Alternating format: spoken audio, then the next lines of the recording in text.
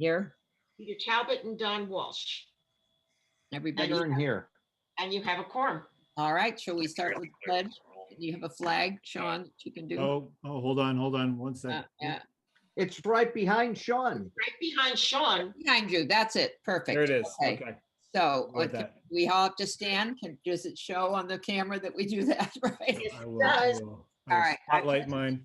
To the flag of the Of the United United States United of America. States of America, To the republic. to the for which it republic, stands, for which one it stands, nation, one one nation, nation, God, under God, visible, indivisible, liberty, and with justice liberty for all. and justice for all. justice for all. justice for all. Okay, that takes care of that problem. Okay, so we have a lot of things to talk about today, but I think we'll start with the Public Safety Network Administrator position, and we have Chief Drife and Chief, what the heck is your name? Wow. Is that Been here all? longer than him. Come on. Good old Chief, what's his name? The Chief Kasner and Chief Drive here to explain their proposal to us about considering a new position. And I guess the title is going to be Public Safety Network Administrator.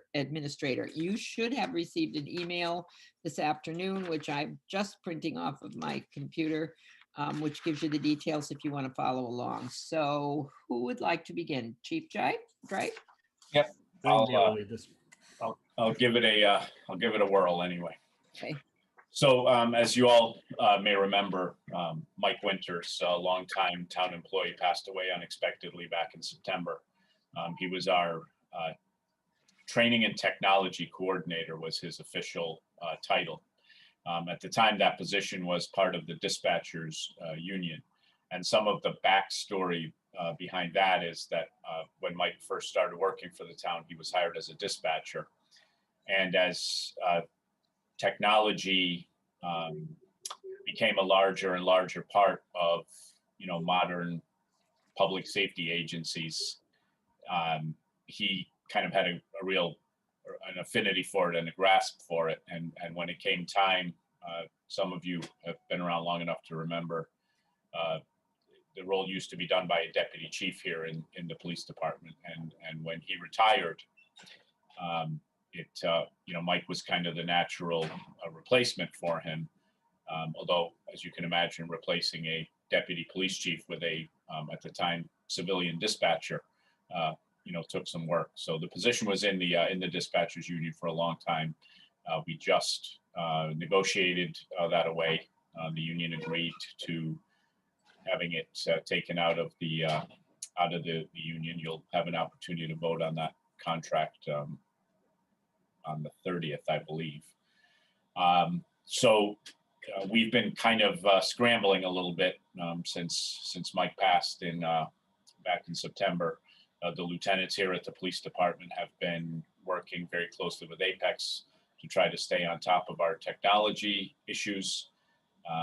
They are, by their own admission, not qualified to do so. They're doing their best, but it is certainly a position that warrants the full-time attention of a professional IT person.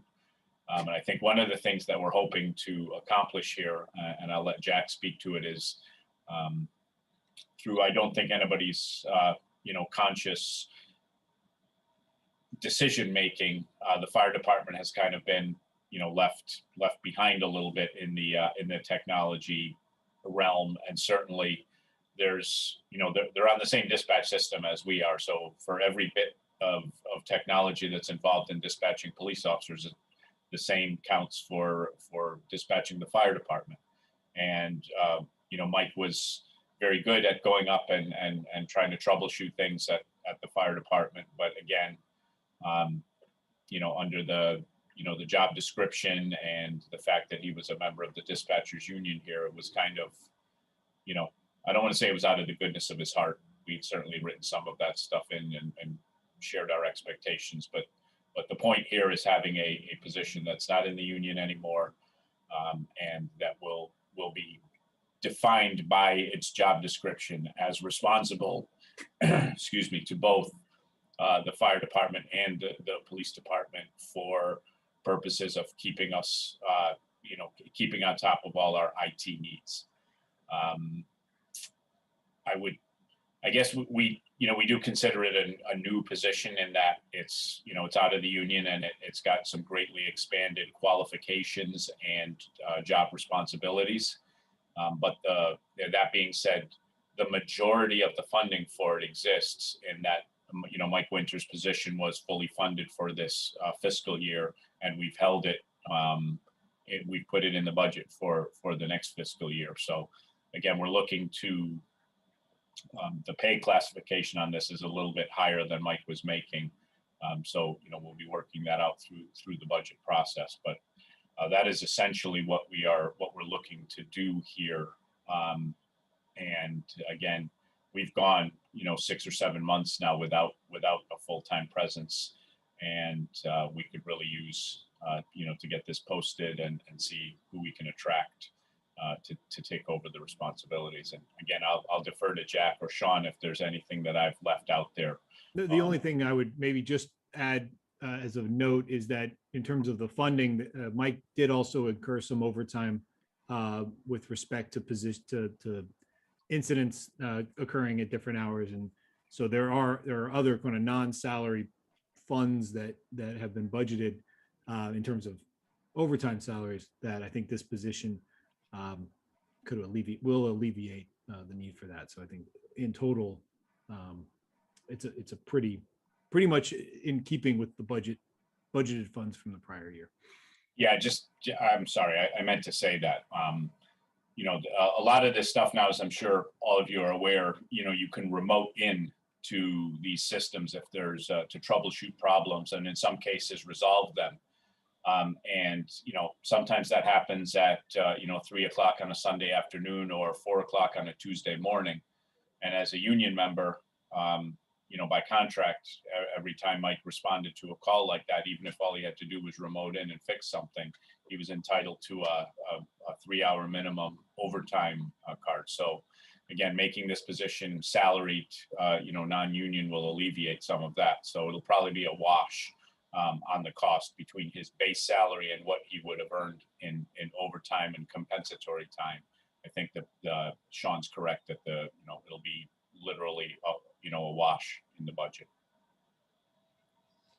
Chief Kastner, do you have anything to add to that? Where are you? I don't see your picture, but you're there. I'm here. Yeah, Yeah, okay. I worked with Neil on the job description, and I think Neil hit it on the head. We kind of been left behind as far as IT and support goes, and Mike did what he could, but it certainly, we weren't number one or number two in his book. So this, working with Neil with the job description, I think we've addressed the concerns that we've had in the past, so that we'll actually get the assistance that we need. Because Neil's right, every fire engine has a mobile data terminal in it, and we have our portable radios that are $6,000 a piece. They need to have the service, and having somebody who really knows what they're doing with our radio network and with our system is key. Thank you. And before I turn it over to the committee, I just have a couple of questions. Help me to understand and make sure that I have my information correct. A fire call comes in to the police, the same dispatcher unit that is in the police station. Is that correct? I mean, any of your emergency calls go directly through the police department? Yeah, They all do. And then they get it passed out to the appropriate place. This person who we're going to have, would he have regular 9 to 5 hours? Would he be, what kind of time frame is he there? Is he just available 24/7? well, yeah, we would look to it. Right now we have it down as a 40-hour Monday through Friday, administrative hours, whether it's 8 to 4 or 9 to 5. I'm a little bit flexible with that. And I think just for ease of administrative purposes, you see that, it says department, police department. I think just for ease of administering it, I think the person's office will be here. A lot of the servers and things are here. But then, yes, the expectation is that they are on call 24 hours a day, 7 days a week. Okay. So that's helpful. And just to clarify, they're outside the dispatch union. They will not have any role in actually sitting down and dispatching. Okay, so this they'll is be the just behind the scenes IT aspect of it. And as a quick opinion from me, and then I'll let you all speak, I think certainly it's important to be able to dispatch our calls quickly and to keep that system up and running well so that we avoid any lag in being able to respond to things. So I think that's important. And I think given the fact that the fire department is primarily volunteers and that we have a staff that really does a good job, but they have a lot of things to do, taking any of that IT things away from them and making it easier for them to do the job makes sense to me. So with that, Peter or Don, how do you see this? Peter? Yep, I'll jump in first. Where will this put us then if, or where do we stand currently with number of dispatchers? So we're authorized for 8 as of the last fiscal year. We had one resign to take a police officer position in another town, but I have made a conditional job offer to someone who went for their medical screening today, who I hope is, assuming she passed everything there, she will start on Monday, the 29th, and that'll bring us back up to the 8 full-time dispatchers. I mean, she has some experience in an EMS company, but she'll need to go through training, but I don't anticipate that she'll have any problem picking it up. So we'll be back to our 8 full-time dispatchers. And this position will be outside of those 8. Those 8 will still remain. Yes, absolutely. And Okay. Mike Winters was also outside of those 8. There were 9 in the dispatchers union. He was never, as Neil said, he hasn't dispatched, I don't think, in years, or hadn't. And so he was fully the technology person. Now this position really is just been removed from the union and is still purely a technology position. So this is more of, rather than, it's replacing Mike, but it's doing it in a way to keep it outside of the union and strictly as an IT position then. Yeah, the main reason we wanted to take it out of the union was because there was because Mike had been a dispatcher when he started, there was some crossover between his job description and the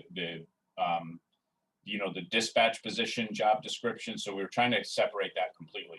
He was not a dispatcher, as Sean said. He hadn't dispatched, and I've been here 10 years. He never dispatched unless it was like a complete emergency, and he just was doing radio checks more than anything else. So he was, there's 8 people who dispatch, and then there was somebody with a completely different job function in the same union. It also complicated things, to be frank with you, during negotiations, because he was the president of the union, but he's negotiating for 8 dispatchers and then himself with a completely different role. Yeah. So assuming then if the prior position was and I assume this is a 40-hour position, Yes. that the salaried employee would have plenty of work to keep them busy, just concentrating on IT stuff, because it sounds like the prior individual had plenty to keep them busy. Absolutely. There's more than enough. One of the things that's in here, you notice from the job description, one of the things we're getting, I don't want to say inundated, that's probably too strong, but we get a lot of requests, freedom of information requests for body camera video and cruiser camera video now. Almost every time there's an arrest and somebody goes to court, the court is asking for the video footage there. And that takes up a tremendous amount of time. That's the majority of the slack that the lieutenants have been picking up, because you have to go through every video, see if there's anything that needs to be redacted or things that can't be released, etc.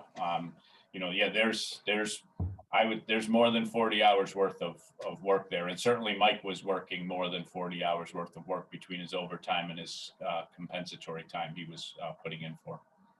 And the handoff or the collaboration between Apex and in this position shouldn't be an issue, that, we have a contractor on one side and an employee on the other. I only see positives coming out of that. I see us becoming, the skills and requirements that we're asking for here. Look, Mike did an excellent job for us, but I think he was largely self-taught in some of these fields. I think we're going to attract a person who will be Yeah. more of an equal to some of the staff from Apex, than Mike was. And again, that's not to disparage his job. For somebody who was self-taught in a lot of this stuff, he was extremely competent at it. But bringing in somebody who's got these certifications and again, we're asking for a bachelor's degree in computer science. I think they'll be on a more equal footing with the folks that we have working with us from Apex now. So I think it'll be more of an equal, equal partnership. They'll certainly be able to work more seamlessly with them, in my opinion, right now, anyway. And just to Thank echo you. that, if I could really quick, the chief just touched on it, but the requirement that this person be collect certified, which is the statewide criminal database, that's something that Apex can't do for those. So there's some of those things the lieutenants are having to pick up. It's because they're authorized to do so. But that background check and criminal history check things are very confidential and proprietary, and you need to be certified to be in those systems. So you do need someone in-house as opposed to contracting that out through Apex. I'd And like, just so Chief Drive and Chief, what's his name, know the reason for my initial question was I had asked Sean outside of the budget, which does not include it, to actually do a workup showing the addition of the two, and there you have it, of the two dispatchers to get us up to 10, so that we can have dispatch doing both fire and police on a routine and regular basis. So I just didn't, and I'm sure you guys are, we're going to be seeing you both tomorrow night. So just, wanted to give you a heads up that that's one of the things that we'll probably discuss tomorrow. So, but thank you. I appreciate it, Madam Chair. Thank you. I'm comfortable certainly with the position. So I'd just like to follow up on one thing you said, Peter, and we asked about, Chief Drive said there's more requests for FOI and all of those video cams. Jack, how much does the fire department have to provide for insurance claims if there are fires or, accidents or anything? Do they have that same requisition, and is that increasing? And we're assuming that the majority of this position will be used in the police department, but how does that affect the fire department? Well, I would assume use this person for all of our mobile data terminals, and probably if they're, if Neil allows, some of the basic stuff the needs that go unmet now, instead of waiting weeks for somebody from Apex because, somebody's monitor is broken, this person would be able to kind of just jump in and be the Apex, kind of the first line Apex person for police and fire. And then if it had to go above that, but we have, the radios, we have the ability, now have the ability to program the radios and put different channels in. Nobody here knows how to do that. I don't know if anybody at the police department knows how to do that, but we have the capability to do it, and we wouldn't have to pay for a service like that if we had somebody who really knew what they were doing. So there's a potential to save on other, instead of us paying Motorola Solutions to do it, this person would have the skill and the ability to do it in-house. Good. We're just hopefully we're in the final stages of a $4 million radio project, and there's a whole lot of administration that goes along with that as well. So without being an elephant in the room, is this person going to be able to handle all of that? That seems like a lot of work for both departments. Is that person going to be able, it's obviously better than what we have, but how soon are we going to inundate this person with too much to do within a 40-hour week? Yeah, Mike managed to do it, and I think certainly somebody else will also be. I just want to piggyback on, because I had completely forgotten one of the things that Jack said there. Since Mike's been gone, that's the things that come up short here too. Apex is great at the big stuff. Like if we call them and say, hey, we have a server down or something like that, they're on it. But sometimes it's the somebody in records monitor went, or, they're having a problem, they get a virus, or their computer keeps shutting down. That kind of stuff kind of takes sometimes a little bit, it's probably prioritized at Apex, and it's, not that big of a deal. Whereas having somebody in the building who can run either here or over to the fire department to do that stuff will take the burden off Apex, and be handled, and I think, a lot more efficiently, and probably a lot quicker. Don, what about you? Yeah, thank you, Sylvia. I think this is a long time coming. I think with the technology moving the way it's gone in the last 10, 15 years, I think what Mike Winters did was amazing, to just take it on and probably do, like you said, most of it self-learning.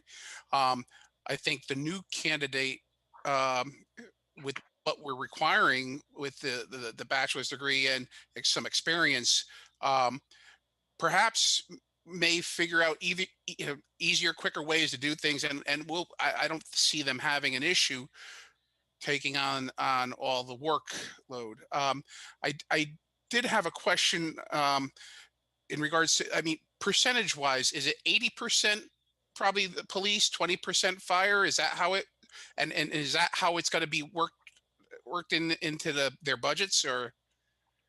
I would say it probably was 90-10 before. And that's been the problem. I'd like to see, 80-20, 75-25 would certainly be a welcome change for us. And I'm sure Chief Drive would like to see you pay 25% of that budget. Yeah, I mean, look, the bottom line is it all comes from the same place, right? It's Yeah, not, it does. Yeah. yeah. One So, pocket from another pocket. Yep. yeah. So, Yep. but I certainly think, so in Hartford, when I started in 1990, I was there with a guy who had an affinity for computers too. And eventually, 6 or 7 years into our careers, he became the IT manager for the whole police department. And it was the same exact thing. He was the guy who knew the most about computers. So when something came up, he got put there, and again, largely self-taught. And I think, as you just said, Mr. Walsh, that those days are gone. You can't operate like that now, unless you have somebody who's really, almost probably, kept up with it, but, maybe even gone to school, or, left their position and gone full time into the IT field. I certainly think that, certainly the time has come here with the number of systems that we have between us and the fire department now. Nothing, we had another budget item that you probably won't see because it's been shifted away, but, it's the recording system for our 911 calls and our phone lines. But it's not real. Like when I worked in communications in Hartford in the mid 90s, that was big reel to reel tapes. And now it's not even it's a server now that it's on. Everything's, the whole dispatch center is computer.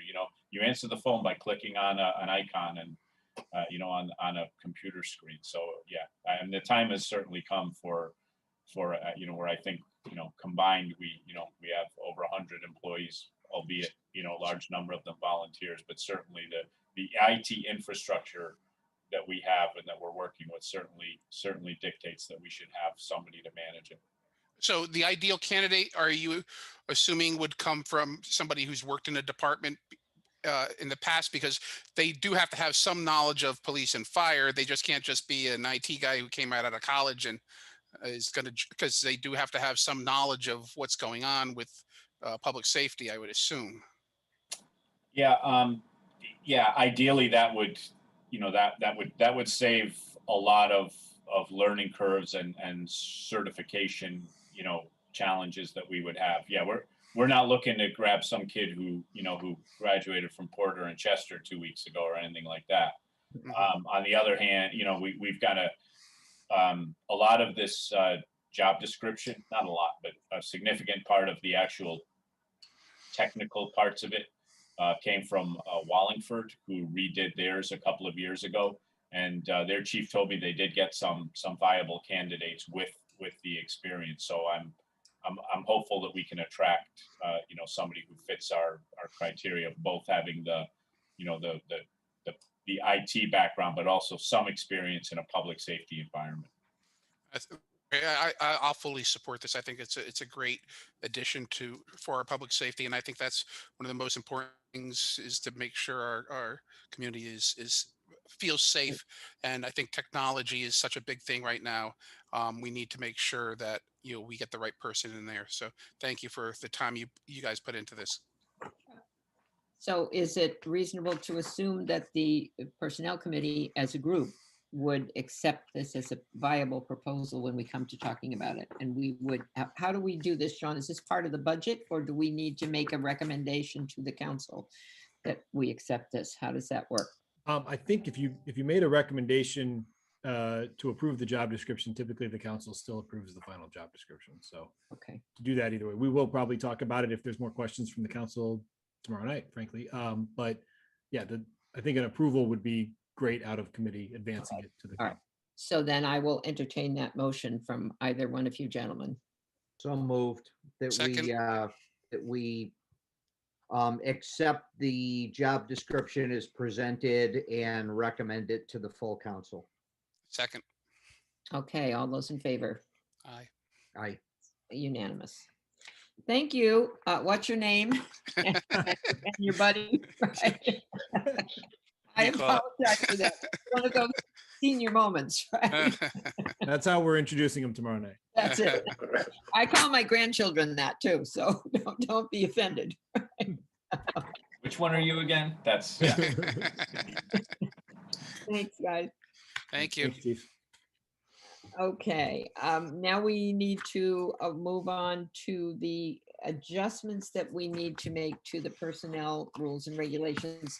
Don and Peter, do you have that paperwork in front of you, or did you read it at all? Did you have a I can chance to I stab- can put it up on the screen too, if that Bring it up. helps. Yeah. And Sean, I'm going to leave it to you. It's pretty simple. You and I have talked about this, and I don't think there's much discussion necessary, but maybe you can add some color to it. So Sure. Well, I'll put up, maybe I'll just share so folks. Okay. Sean, this is the other portion, the attachment that was below the job description. Correct. Yeah, moving right on to the next one, Yep. page, Okay. it'll say item 4 at the bottom. It's page 6 in terms of PDF pages. I will share it here real quick and go through these pretty quickly. Hopefully you can see that. Yep. So as discussed with the council at one of our prior meetings, in association with the compensation recommendations for non-union employees for the current fiscal year, we have proposed as part of that package some increases to medical insurance co-shares and adjustments to life insurance coverage. And so this just codifies that plan that we discussed previously. And again, just a reminder, the personnel rules and regulations effectively serve as, well, not a contract. They are the rules and regs that govern non-union employees who obviously don't have a contract. So the place that we codify these changes is here in the personnel rules and regs. I don't know if Lou, you want to jump in on any of these, but this just puts the coverage, the co-share amounts at not only the 9% for the 10% effective 30 days after this change, and then 11% next year, 12% the following, and then 13% to bring them on par with where the unions are going with terms of 13% for the high deductible plan. And then there we go, open access plan from 16% to 17% effective after this change, 18, 19, and then 20 on the same schedule. So we won't have to come back and adjust that in prior years. This will sort of serve as memorializing that change going forward, if that's good. So it stays at the current levels for 30 days, and once this is approved by the full council, 30 days later, it would kick up to the next notch, and then the other triggers are embedded in there. Right, and really that gives payroll time to make all those adjustments for all the folks too, and make sure we've announced it and make the employees aware of the change so they're not shocked when they see that in the paycheck. The same, if there's no questions on that, or we can always jump back to this, but just to kind of quickly go through these changes. as we've discussed and approved in recent union agreements that we're settling. We do want to make the wellness program available to non-union employees as well. I think that's only fair. And so that would also qualify similar to the exact same plan and ultimately all administered by Cigna anyway. And so if we can get that approved as well, that will allow them actually to participate in the upcoming year along with the unions that have settled. So that this would memorialize that program as we've discussed before. And then moving to Blue, this is just a strike through, I believe, of some language that's clean up from the current personnel rules, correct? Yeah. The waiver that doesn't exist anymore. Yeah, we no longer provide waivers, and the last waiver payments went away sometime, so there's no need to have this section in. It's the really rules just a already. cleanup of that language. That's Yeah. something that was already done before. And then the life insurance, this would just memorialize what I had proposed to the council, which is coverage of 2 times the salary for employees, or two times if they're in a part-time capacity, or those other amounts would be increased again 2 times the coverage amounts that were there previously. And that's not a real costly item though, right? No, that ended up about $5,000, I think, in total Yeah. premium adjustments. So it was not It's a lower dollar item. it's 17.5 cents per thousand. But you know, I think I like that because you're doubling what they're getting, and for $5,000, I think it's a good incentive to them. Right. Agree with that. So those are I call them 3 main areas, I guess, or 2 primary areas within the personnel rules that are tied to the changes we made and improved the other night. There are a few other items, and I would put these maybe in the category of we could either advance them out of committee now, or if you have more questions, we typically open up the rules and regs every year, usually in the fall. Obviously, with this fall being what it was, we didn't advance anything here. Plus, we weren't sure what was going to happen with compensation in the fall. So there are a few other items to discuss, some that might take more discussion than others. I'm happy to talk through a few of those now, but again, they're not what I would say time sensitive. We could move forward the rest of these, and if we want to clean some of these up in the coming months, we could do that as well. So I kind of would take I'll stop sharing so I can How see many, everybody. the ones that you brought us, Sean, the holiday ones, are they part of the contract now? That we've negotiated contracts with the unions, so wouldn't Well, it be the reasonable time to change yeah, it the all? interesting thing is that the town hall union, so the town hall union's not settled yet. There is a proposal and there's general agreement on the plan. This is the holiday item, just for everyone's edification. We, currently, as you can see here in the strike through, the town has had Lincoln's birthday as a holiday, and not Christmas Eve. And so my proposal, something that I just personally recommend anyway, I find Lincoln's birthday to be somewhat of a surprising holiday, especially for members of the public who may find, town hall is closed and it's Lincoln's birthday and it's just not the most common holiday anymore. We have proposed changing that in the town hall union, and this would, many of our unaffiliated employees work in the town hall facility. This would be consistent and would kind of need to be consistent if we end up agreeing to be closed on one versus the other. And I think it's a fair swap. The other cleanup here is Washington's birthday is really now called President's Day. We haven't actually used Washington's birthday. That's more of cleanup, that no addition of a holiday there.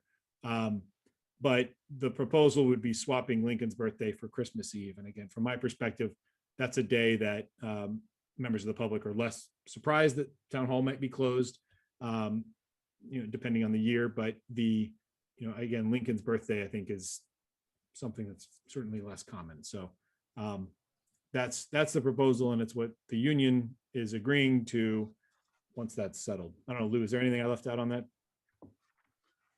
No, Sean makes a valid point about Lincoln. People come to the town hall steps on a remote Wednesday in February and find we're not here. I was happy when Sean put this forward. It was something I've been pushing for 15, 20 years. Michael used to like to close that day because he liked to work on the budget. He was a big Well, He was a big I Lincoln, have a question about that. proponent. Okay. If so, so Christmas Eve, say 1 year is on a Sunday, Christmas Day is on a Monday. Um, do they get Friday off. Tuesday off or the Friday off, or how does that work? And I know, like, you typically if a holiday's on a Saturday, like if Christmas Eve is on a Saturday and Christmas is on a Sunday, they'd get Friday, Saturday, Sunday, Monday off, correct? Yeah, that's So correct. if it's on a Sunday, so it would be Sunday, Monday, Tuesday if it's that way. I think that's If correct. it's It would, well, if it was on, if Okay. Christmas Day was Sunday, if Christmas did it Day was Monday. Sunday, I think well, it'd if be Friday, Monday. Christmas Eve was on a Sunday and Christmas Day is on a Monday, they Right. would get Tuesday off. I think that's right. It would Right, all yeah, be in okay. the, I think everyone applies that a little differently, but it would be some variation on that same theme. But yeah, I think What's the how does that affect town hall on Christmas Eve? Normally, what do? You come to work Christmas Eve morning, and is it at the discretion of the manager of the department to let people go, or are they obligated to stay till they're 3 o'clock or 4 o'clock? They are obligated to stay. Yeah, that we are open like any other day that day. I think if folks want to take some time, they can, they can take some personal time as long as the departments are staffed. You will recall this last year, given COVID and everything we had gone through the year, and kind of an appreciation for what everyone had done, as we have been open, frankly, more than most town halls since last June. We did close for Christmas Eve. I had closed town hall and town buildings this year separate, as sort of a appreciation to the staff. But that was the only time that's happened.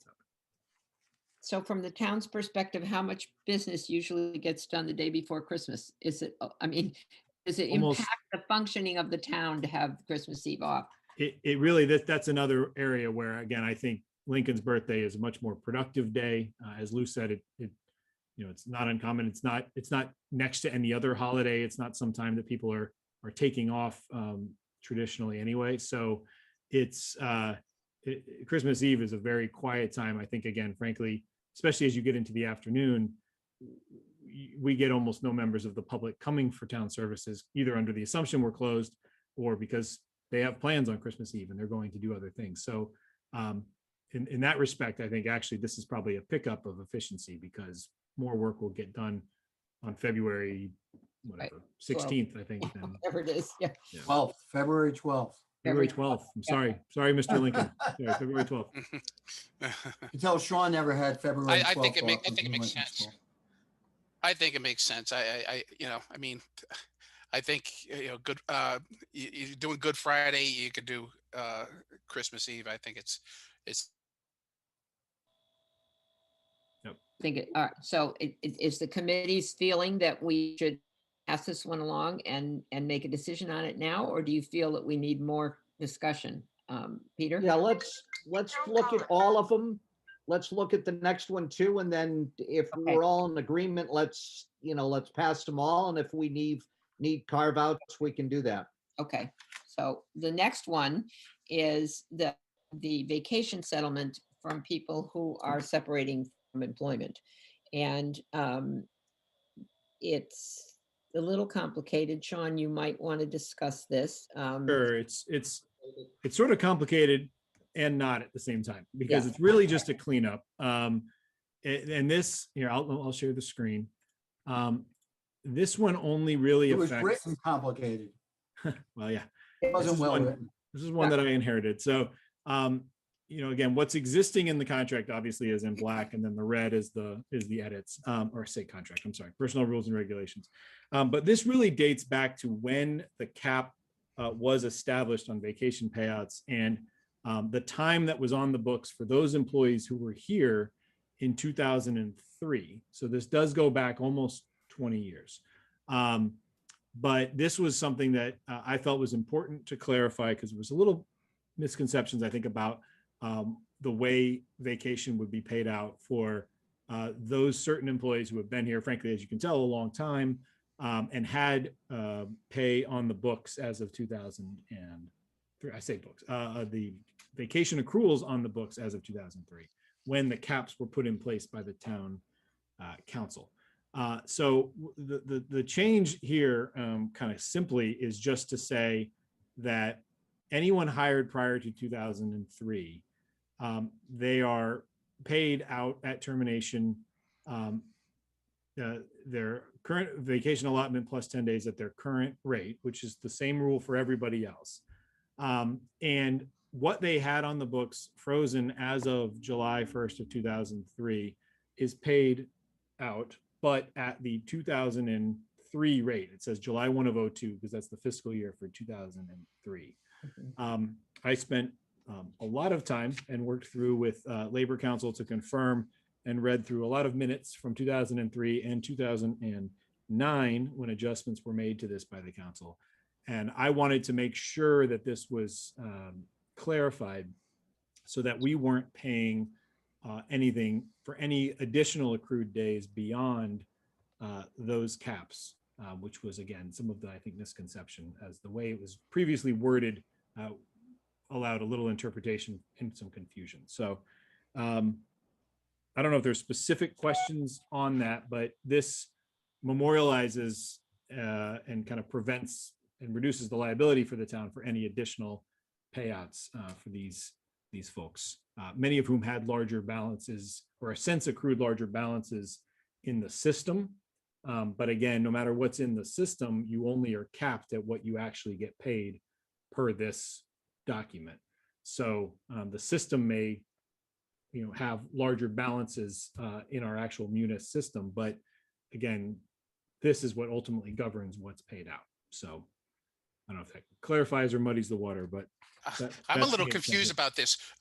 It says, so it says if they were terminated. So if, meaning that they were let go, or terminated, no, terminated just meaning ending. Or if they leave. Okay, yeah, so for any reason. Yeah, usually for not any reason. Yeah, so retirement. Okay. Terminated just meaning no longer employed. Okay, and is there a cap on how many days they can accrue, or no? So, for payout purposes, Yes. yes. It currently this kind of clarifies that everyone is capped at their accrual plus their annual accrual plus 10 days, because again, they can carry forward, or a total of 35. So whatever is less. Okay, so if they get 4 weeks vacation, they they can only go up to what 30 days. 5 days, right? The 30 6 days. weeks. I think, Even if they didn't use 40 days during that time. Okay. correct. Okay. But help me, and Don, I agree with you. So let me just, maybe I'm again having a senior moment, but for employees hired prior to July 1st, who are eligible for vacation and whose employment, they are going to be paid their annual vacation allotment plus 10 days at their current rate. That says to me it's whatever in 2021, correct? Right. That now lines up with D below, which is anyone hired after 03. So Annual plus then and we're scratching the line for those whose balance exceed, and additionally, but then it says the amount paid at termination for any days in excess of their annual allotment plus 10 days that were frozen as of July 1st, 2003 shall be paid at the July 1st, 2002 daily pay rate. So, So those employees, and there's only so many of them at this point, but that, going back to the minutes and the approvals back when the council established the cap, there was agreement that they would be paid for anything they had on the books at the time. okay. And so this memorializes that, but where the confusion was, and so that's at older pay rates, 20-year-old pay rates. I think some of the confusion was that as their overall balances were much larger than that, despite the cap at payout, right? The balances that are in the system, including any time that's continuing to be accrued. I think without this clarifying language, I think the argument was being made that you would also pay that out just at this 2002 rate, which is not consistent with what I found in the minutes and what was like clearly the intent of the council was to cap that as well. So Sylvia, there is a document that we have that has all those 03 balances with the 02 rates. Okay. So if we took a given person, we could tell you they had this much time at that much, and that's what they would get in addition to the 30 or 35 days they would get at the current rate. So at the new this, rate. this is just applying to the people who were hired prior to July 203. Correct. What about people Right. who've been hired in 205 or whoever? Yeah, no change proposed. They Everything's cap it That's section D. the annual plus 10. right. Right. Okay. So they're capped. What was that? How are they capped? Item D here on the, oh, I'm sorry, Yeah. it's not on the screen. Hold on. It's Employee- their annual vacation plus 10 days. So, That's- and that will be based on, but is that based on their year of hire rate or the current rate that they're earning? That's based on whatever their final Okay. rate is. So Whatever if their you rate if is you when they- retire with, when they leave. right, so if you have effectively 6 weeks on the book at the end of retiring, you would be paid at retirement for that unused vacation time for 6 weeks. Okay. Makes sense. So again, it's really just intended to dispel any misconceptions that there is any additional payout beyond the cap that was established effective 03. How many people do we have that have been hired prior to 203? Are there a lot of people? Non-union, I don't know, a dozen maybe. I Okay. think it's about, yeah, I was gonna say 10 to 15 tops. Yeah. One of them Uh, will be retiring. Jerry Sitko will be retiring upcoming this year. So he's one of them. All right, Personnel Committee, what's your pleasure? Peter, John, you had a question. Peter, we haven't heard from you. I have a question too. Just to clarify for my own edification, if you had an employee who was hired in 1995, so they were 8 years in when it got frozen, and let's say as of July 1st, 2003, they had a total of 4 weeks unused vacation. Did they zero out on July 1st, 2003? Or were they allowed to carry over whatever their maximum carryover is into the next fiscal year, the 2003, 2004 fiscal year? Yeah, there was discussion by the council at that time about buying them out, but the decision was made not to. So their accruals stayed on the books and rolled forward. So they were never compensated for them, but they never were zeroed out. So effectively, what this is saying is they were what they're eligible to be paid out though at that time was frozen, and the associated salary, whatever it was at the time, and in whatever position they were in at the time. So for those people though, they actually, it was even more of a benefit because then they were frozen at that point in time with X number of days or weeks or whatever that they had for vacation, and then started reaccruing July 1st of 2003. So, and then they can go up to a maximum of 30 days on top of that then, or whatever assuming that the maximum is 4 weeks that you could get longevity wise.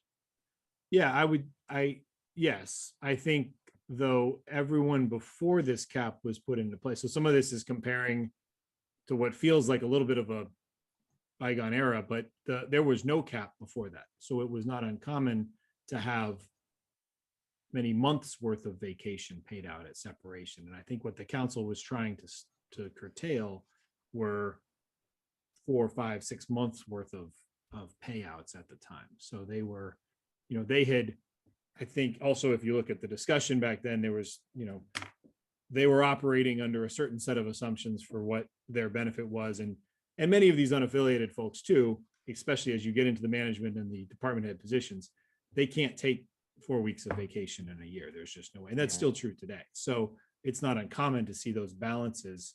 But I think in the 80s and 90s, it was really not common to see those balances in many municipalities become very, very large.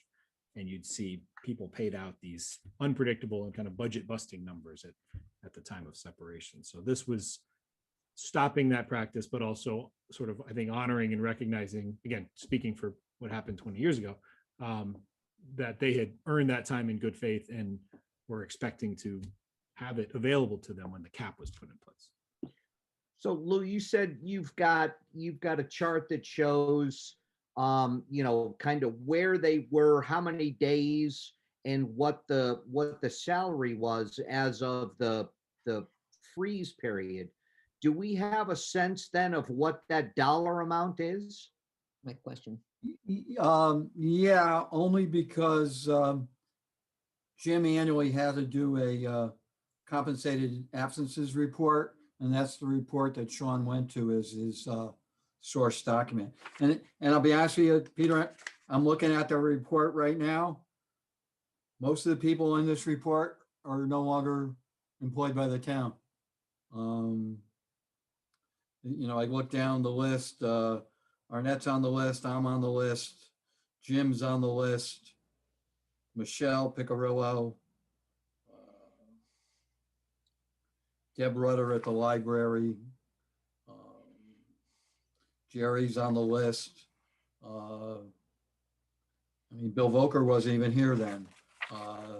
No one, Bob Ciccolini's retired. So as I look down the list, most of the people on this list are no longer employed by the town. So we might be, Sean's right. What did you say? 10 people? It's probably less than that.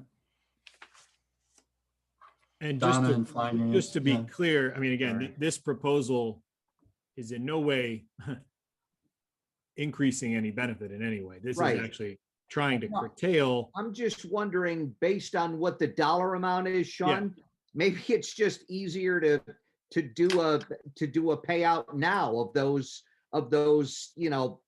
8 or 10 people that it would affect.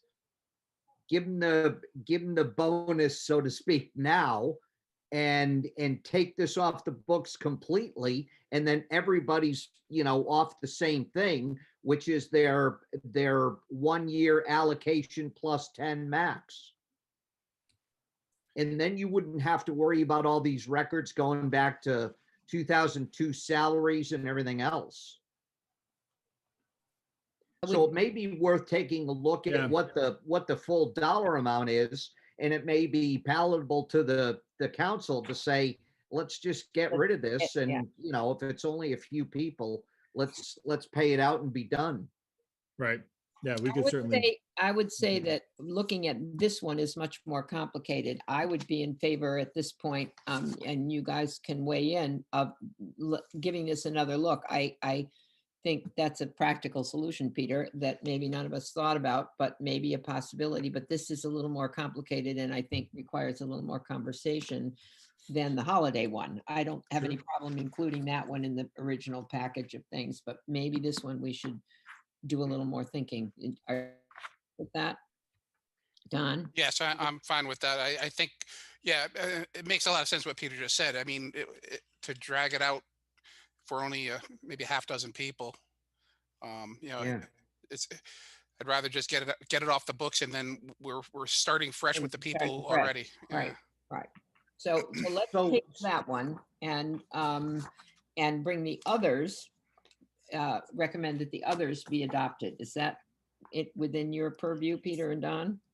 The medical insurance and the holidays and the contributions to the medical and the life insurance, all of those that we talked about. Are we all in agreement? Yep, and the holidays, Yep. we'll hold vacations then. And we'll hold the vacation thing. Yeah, but I think we need to know that number though. I think, we'll need to think- know that number so that we can. Yeah, uh, we can have a Yeah, separate but meeting on that. yeah, for we'll sure. bring that Yeah. up as a separate item and we'll Yeah. just move, we'll move the other stuff on to the full council. And then we'll hold the vacation stuff for a separate conversation. Sure.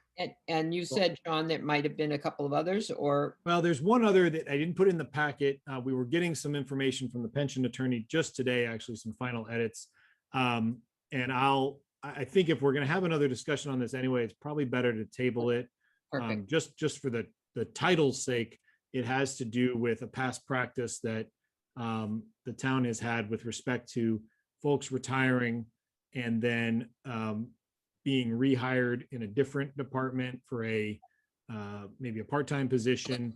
And I really think the personnel rules need some language around this because that's kind of a tricky area that can cause some IRS issues and some qualifications of your pension plan issues that I've seen before in my prior town. So it's something that I flagged as an issue that I'd like to see clarified and some rules around that. So you don't have these kind of predetermined arrangements where, oh, I'm going to retire and take my pension and go work in this other department. You can't have that transactional sort of like understanding. There needs to be either a gap in service or, so I have some language we've proposed that we're getting the pension attorney to work on. But rather than introduce it and go all through it tonight, why don't we kind of put that off for when we take up the other item too, if that's okay.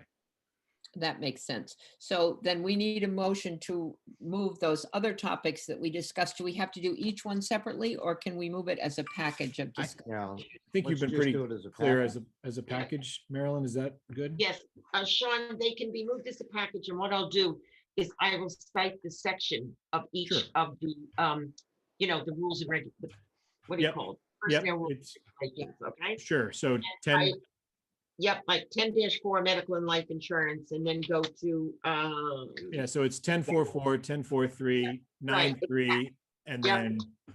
then that's where we'll go. Okay, that works. and if you want, Sean, I can attach a copy of these to the minutes. If you think that's, That's Necessary. fine. Yep, I can give you those pages. Yep, that's fine. I've got the pages. Oh, you here. have them there, right? Okay, no problem. Okay, Okay, so I will make that motion, Madam Chair. I'll second that. wonderful. All those in favor? Aye. So it's unanimous. okay, got it. Perfect. Well, we've checked that one off the list. Now, the next item to discuss are the town manager's goals and objectives. And he has nicely organized those for us. Also, and I think, Sean, you probably have that you can bring up if we want to look at it, but I have mine in front of me. I don't know if anybody else does. Yeah, I'll just put them on the screen now.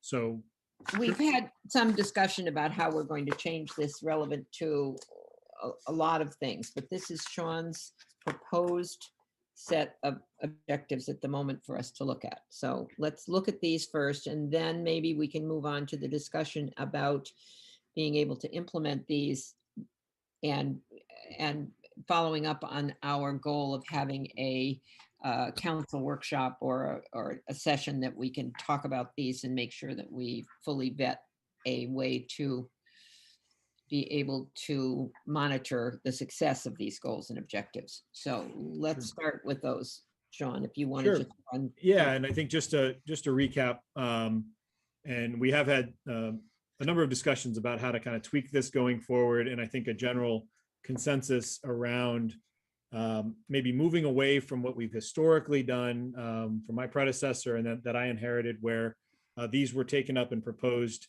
in the late spring and to be adopted by the council, ideally, I think by June or July. And that maybe we move into sort of more of a calendar year model, given that, especially in fairness to a newly seated council, that after maybe within a month or two of an election in January, we'd be approving what those council members look to see from the manager for the next 12 months. And that therefore, ultimately, as I'm evaluated on my performance against these goals and objectives, that could be done in conjunction or at the conclusion of the year.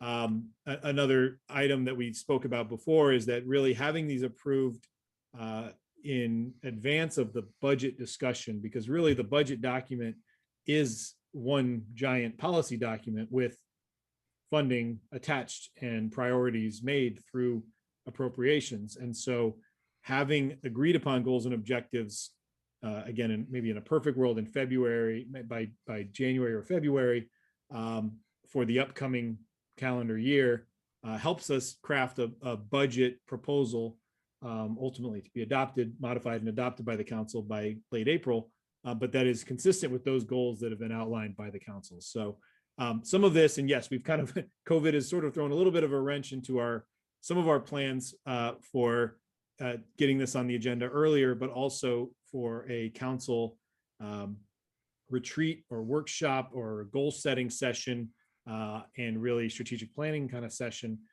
that I think if we, again, could start to plan that as a new council is seated maybe in the December, January timeframe each year, again, hopefully post-COVID, where we can actually get together in a room and everything can be back to what we envisioned when we started making these plans. But so what you have before you is sort of what I would call now kind of a calendar year 21 proposed goals and objectives.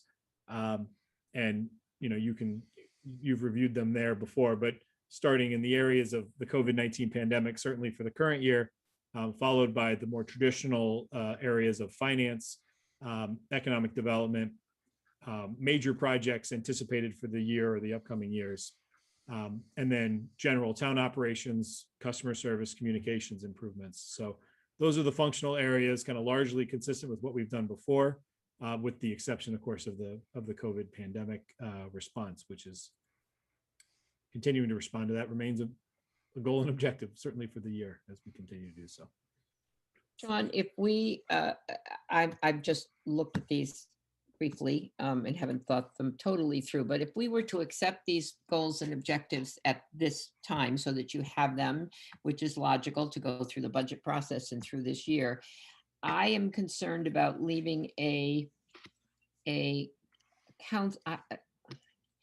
I guess what concerns me is not only the goals and objectives, but the way to be able to measure your performance against those goals and objectives. So if we have a new council in December, they would be by this model evaluating your job in December when they didn't set the objectives to begin with. So it would seem to me that if we're going to start this process that way, that we ought to have a meeting with the current council, maybe in September or August, to be able to set a template sort of on how to do this, so that when the new council comes in January, they have a way that helps guide them into what happens. Now, we've got a council of a lot of people here who may or may not be back. And so we need to give them, in my opinion, a reasonable template,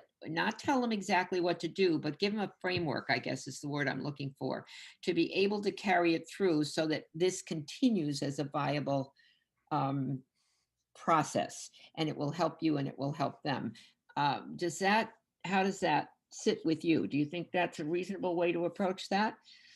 Definitely. Yeah, I think that time frame, September, October, we had discussed that too. Right. I think that's probably a good time to do that. And maybe that's when the evaluation is done in conjunction with sort of agreeing or maybe preliminary discussion about what the goals and objectives should be for the next year. I mean, it's a difficult thing because it's never black and white. You don't start perfectly on January 1st and see if you've done everything. Everything carries forward for multiple months. And but I think that makes a lot of sense. And I agree with you that I think charging them with sort of evaluating how we've done if they've just been said, that doesn't make a lot of sense either. So I think maybe establishing that framework, I think, as you said, and once we have that momentum behind it from a year-to-year basis, I think that some of that will take care of itself. Right, and especially in an election year, we have set your goals and we have followed you and we have helped you develop the budget. We have done all of that this year.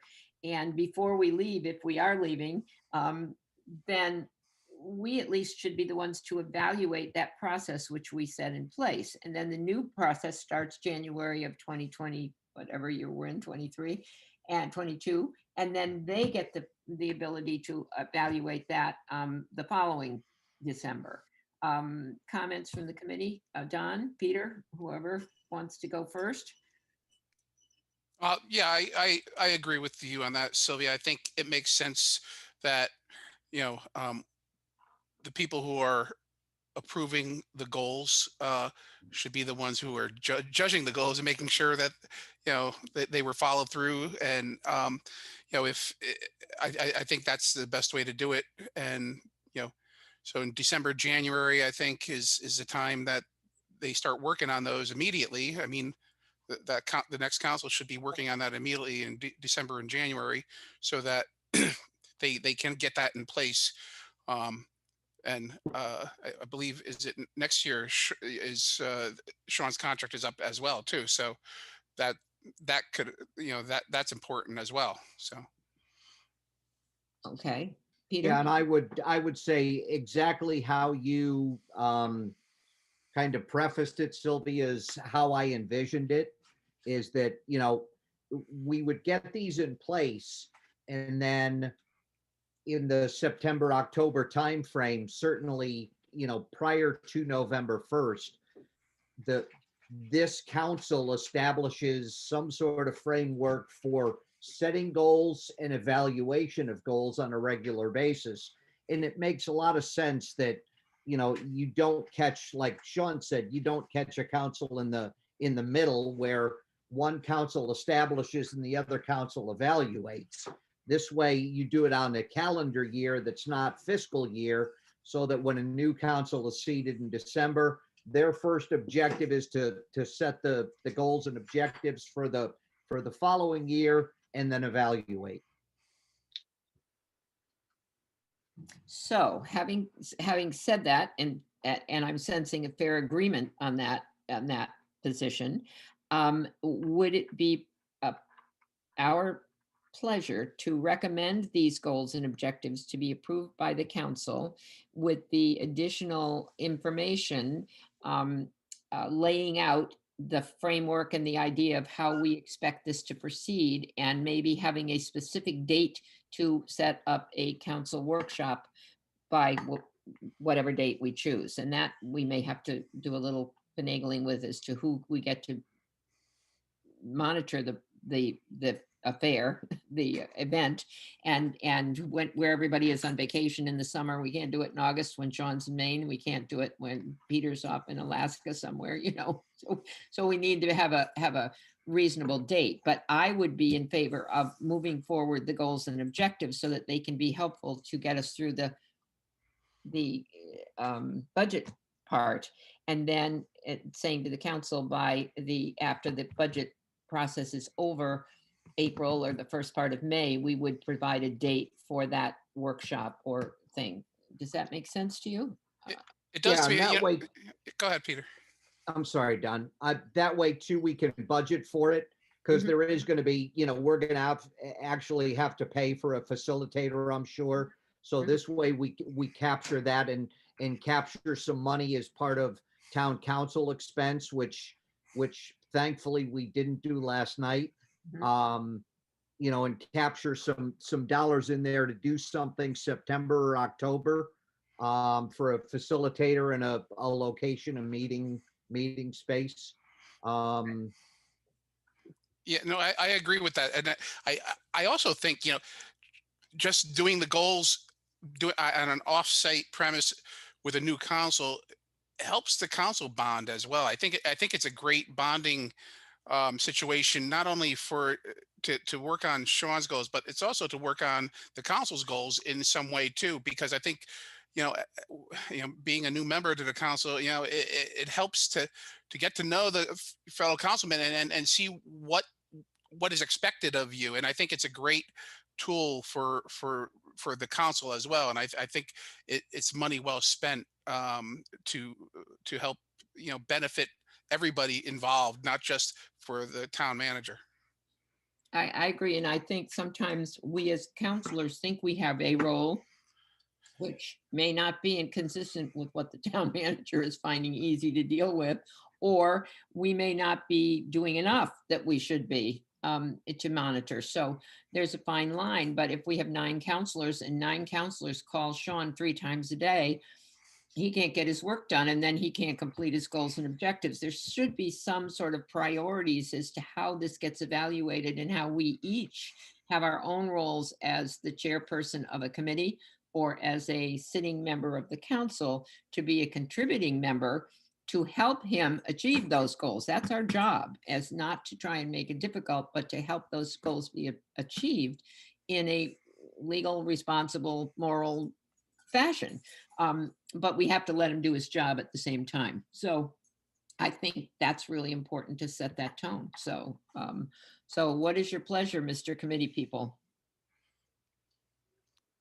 Would you move to bring this to the Well, council as you? Would we have to, I don't even know, would we have to set a monetary goal to this? Because, I mean, you know, with the budget coming up, I know I did happen to watch the whole meeting earlier today, so from last night. So I know we didn't get the town council end of it, but would that have to be added into the budget? Mhm. And should we put some kind of placement, figure out some kind of placement? I mean, Sean, do you know what a facilitator might cost and what we Yeah, should put? we got some quotes before, and one that I thought looked a little more promising, I think was somewhere around, it depends on what you're trying to do too. So if it's a Right. 2-day thing, obviously not overnight, but like 2 sessions, Right. which sometimes is what they would do, but you can be looking at maybe $4,000 or $5,000. I think there's a way to probably do it cheaper. It depends on how you've tailored the scope. This isn't necessarily a full, strategic planning session per se, or town-wide input session. This is really, I think you used the word, Don, kind of giving sort of that bonding and cohesive nature to sort of, hey, what are our goals? Because really, and just to that comment, I know we call these the town manager's goals and objectives, but really the goals are the council's goals. I don't have any goals that are different than your goal. My Right. goals, and in a lot of ways, I look at the objectives.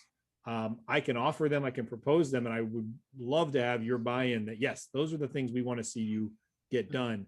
The goals, in my opinion, really should be established by the policymakers. Those are your, I'm administering the policies that you establish and the overall goals that you establish through completion of the following objectives. So I think these really are our goals and objectives. I've never looked at this as, I know we call them town managers, but it's really, it's the town's goals and objectives. So we should probably put in like a $5,000 placeholder for the town council budget then. Yeah, and then as you can well. bring lunch, you can make lunch, so we don't have to hire a caterer.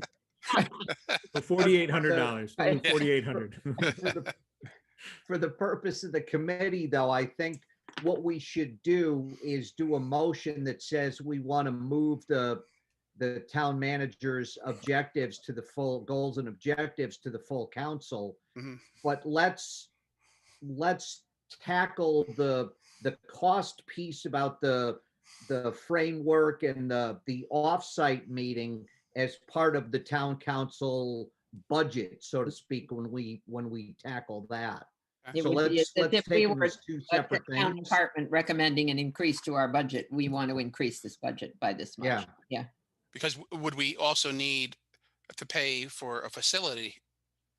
Well, that's the kind of thing. So we'll have There's to. probably, there's probably some sort of minimal cost for a location, yeah. Yep.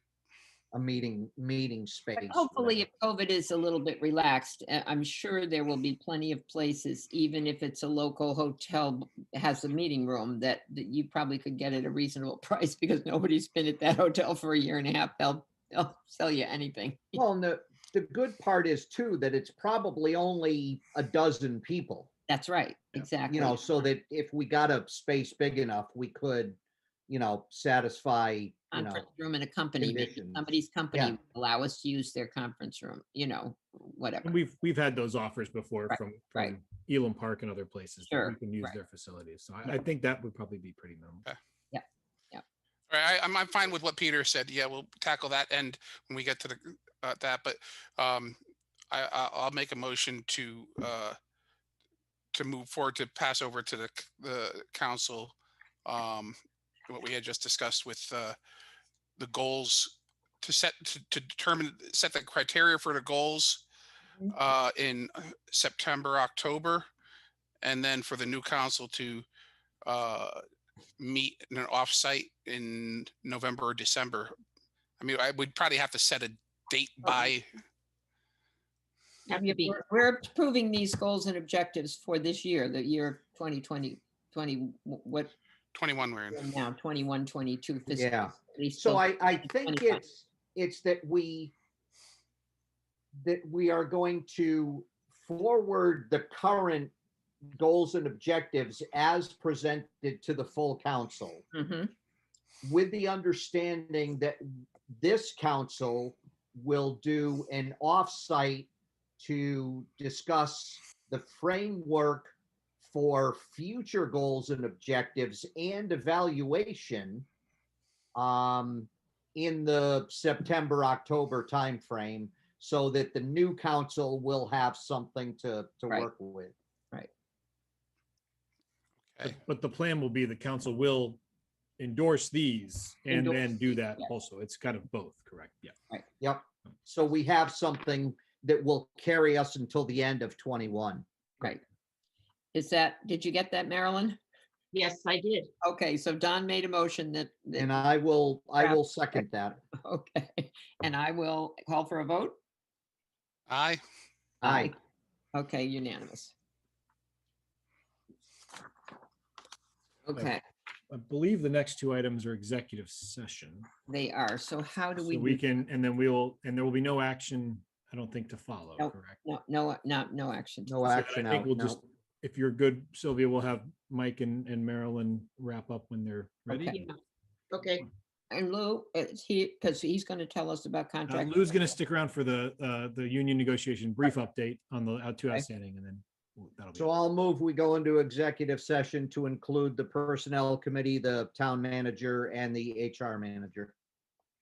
Second. All those in favor? Aye. Aye.